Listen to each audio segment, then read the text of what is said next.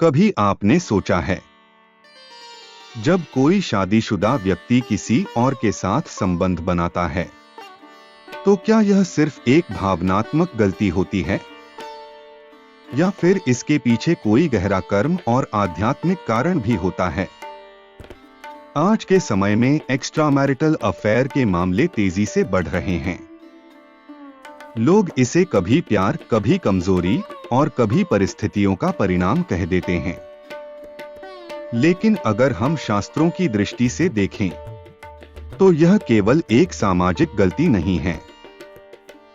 धर्म ग्रंथों में इसे परस्त्री या परपुरुष संबंध कहा गया है, और इसके पीछे छिपे कर्म, परिणाम और आध्यात्मिक प्रभाव के बारे में भी बताया गया है।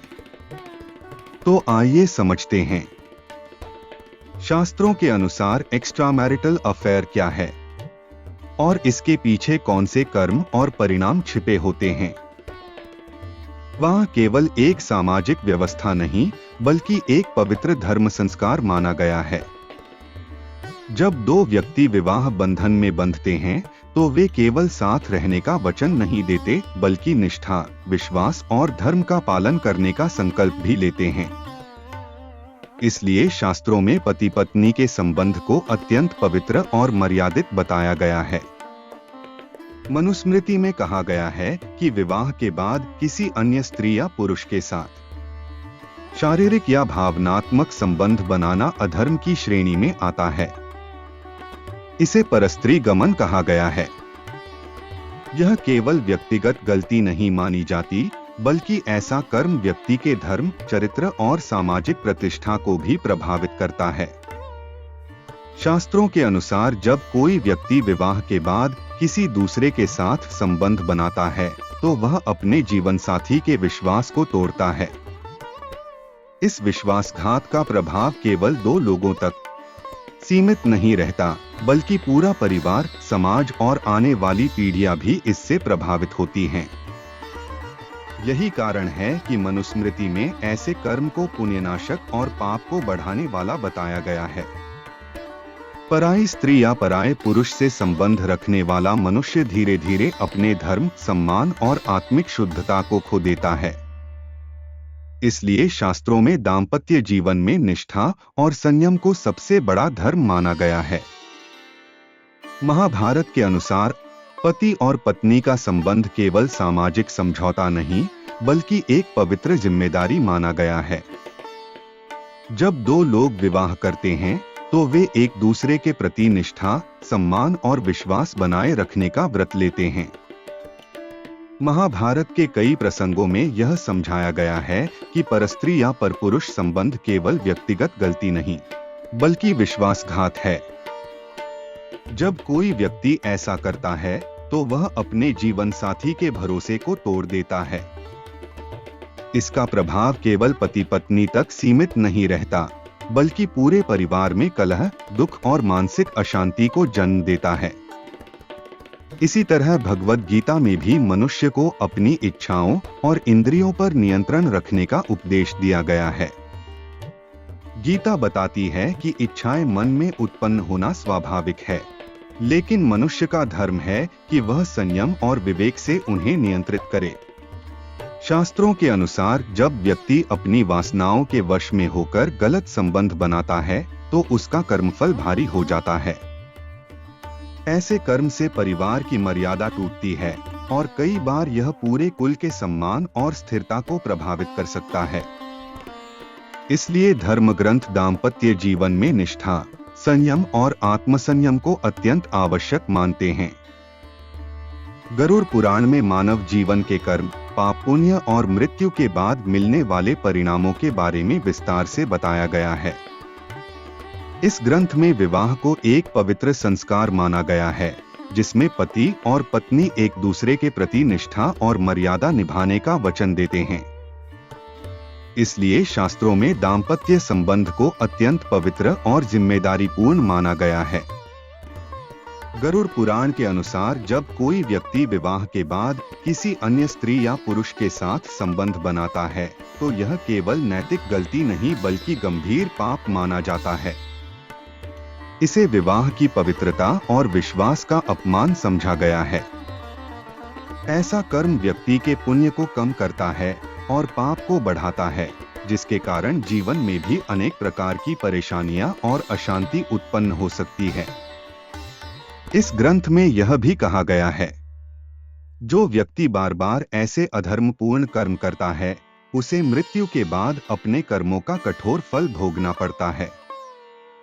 गरुड़ पुराण में वर्णन मिलता है कि ऐसे पाप करने वाले को नरक के कष्ट सहने पड़ सकते हैं, क्योंकि उसने दाम्पत्य धर्म और सामाजिक मर्यादा को तोड़ा होता है।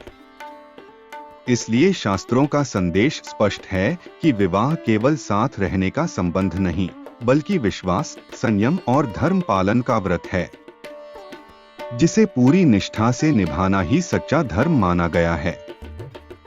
हिंदू दर्शन के अनुसार पति पत्नी का संबंध केवल शारीरिक या सामाजिक नहीं होता, बल्कि यह आत्मिक और कर्मों से जुड़ा हुआ बंधन माना जाता है। विवाह को एक ऐसा संस्कार बताया गया है जिसमें दो आत्माएं केवल इस जन्म के लिए नहीं, बल्कि अपने कर्मों के संतुलन और जीवन की यात्रा को पूरा करने के लिए जुड़ती हैं। इसलिए दाम्पत्य जीवन में विश्वास, निष्ठा और मर्यादा को अत्यंत महत्वपूर्ण माना गया है। आध्यात्मिक दृष्टि से जब कोई व्यक्ति एक्स्ट्रा मैरिटल अफेयर में पड़ता है, तो वह केवल अपने जीवन साथी के विश्वास को ही नहीं तोड़ता, बल्कि अपने कर्मों के संतुलन को भी बिगाड़ देता है। ऐसा कर्म व्यक्ति के कर्म ऋण को बढ़ा देता है, क्योंकि इसमें छल, वासना और विश्वासघात जैसे भाव शामिल होते हैं। शास्त्रों की मान्यता है कि ऐसे कर्मों का प्रभाव केवल वर्तमान जीवन तक सीमित नहीं रहता। इससे व्यक्ति के जीवन में मानसिक अशांति, पारिवारिक समस्याएं और कई प्रकार की बाधाएं उत्पन्न हो सकती हैं। कई बार व्यक्ति को समझ नहीं आता कि जीवन में अचानक इतनी परेशानियां क्यों बढ़ने लगी, लेकिन आध्यात्मिक दृष्टि से यह कर्मों का परिणाम भी हो सकता है। कुछ मान्यताओं के अनुसार यदि कर्मों का संतुलन इस जीवन में पूरा नहीं होता, तो व्यक्ति को अगले जन्म में भी अपने कर्मों का हिसाब चुकाना पड़ सकता है। इसलिए हिंदू दर्शन में दाम्पत्य संबंध को पवित्र मानते हुए संयम, निष्ठा और आत्मनियंत्रण को सबसे बड़ा धर्म बताया गया है। हिंदू धर्म ग्रंथों में विवाह को केवल एक सामाजिक व्यवस्था नहीं, बल्कि एक पवित्र संस्कार और व्रत माना गया है। जब दो लोग विवाह के बंधन में बंधते हैं, तो वे केवल साथ रहने का निर्णय नहीं लेते, बल्कि जीवन भर एक दूसरे के प्रति निष्ठा, सम्मान और विश्वास बनाए रखने का संकल्प भी करते हैं। यही कारण है कि शास्त्रों में दाम्पत्य संबंध को अत्यंत पवित्र और मर्यादित बताया गया है।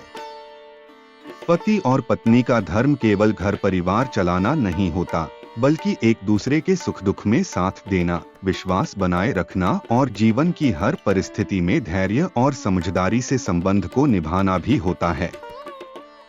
जब इस संबंध में विश्वास और निष्ठा बनी रहती है, तब परिवार में शांति, प्रेम और स्थिरता बनी रहती है।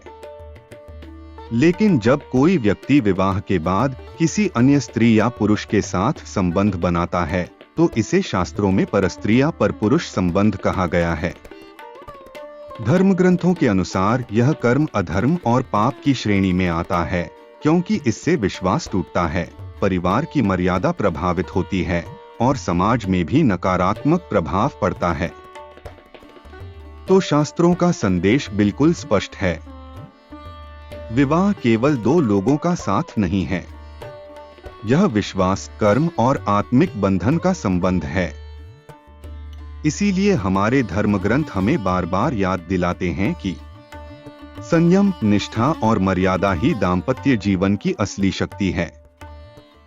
अब आप बताइए, क्या आपको लगता है कि आज के समय में लोग विवाह की इस पवित्रता को समझ पा रहे हैं, या फिर आधुनिक जीवन शैली के कारण ये मूल्य धीरे धीरे कमजोर हो रहे हैं? अपनी राय कमेंट में जरूर लिखें। और अगर आपको ऐसे ही धर्म, कर्म और जीवन से जुड़े गहरे रहस्यों के बारे में जानना अच्छा लगता है, तो इस चैनल को सब्सक्राइब करना न भूलें।